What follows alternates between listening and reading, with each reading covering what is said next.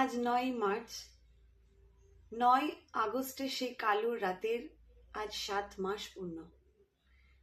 কি হয়েছিল আমরা ভুলিনি, আমরা ভুলবো না, আমরা ভুলতে দেব না। সেই 9ই আগস্টের রাতে একজন নারী, একজন ডাক্তার, তার কর্মস্থলে সে যখন কর্মরত অবস্থায় ছিল তখন তাকে নৃশংসভাবে ধর্ষণ করে তার হত্যা করা হয়েছিল। আজ সেই রাতের 7 মাস পূর্ণ হতে চলেছে। আমরা এই দিন ভুলিনি এবং কাউকে ভুলতে দেব না। তাই আসুন আগামীকাল একটি মহা মিছিলে আমরা যোগদান করি। কাল হাজরা মোড় থেকে রানুছায়া মঞ্চ এবং ধর্মতলা থেকেও রানুছায়া মঞ্চ, এই দুটি মিছিলই 4টের সময় শুরু হচ্ছে। আপনারা আসুন, আপনি আমরা সবাই মিলে তিলোত্তমার বিচার ছিনিয়ে আনি। কারণ আমরা নারীরা আজও আমাদের দেশে সুরক্ষিত নই। নিজেদের সুরক্ষা নিজেদের ছিনিয়ে আনতেই হবে।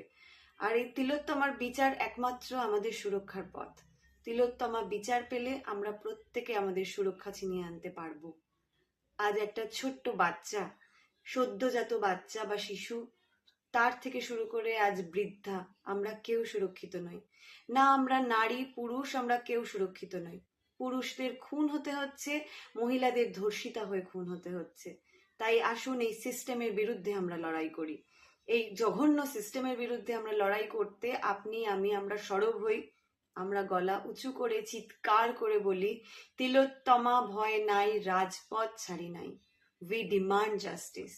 এই একটি তিলোত্তমা আমাদের শত শত নারী পুরুষের চোখ খুলে দিয়েছে, আমাদের আরো সাহস এনে দিয়েছে। এই সাহস নিয়ে আমরা রাস্তায় পড়ে থাকবো যতদিন না আমরা তিলোত্তমার বিচার ছিনিয়ে আনতে পারছি।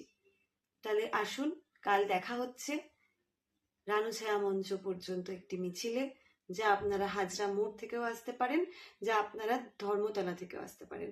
দুপুর 4টে। We demand justice.